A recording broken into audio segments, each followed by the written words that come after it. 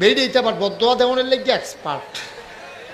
দেখবেন জামাই রে জিফুতে রে এমন বদোয়া দেয়, আমার মতো বেরিয়ে দেখ কেতাইনের লোকে ঘর কইরা গেলাম, অন্য বেরিয়ে তুই হালাই দিয়া কবে গেল গো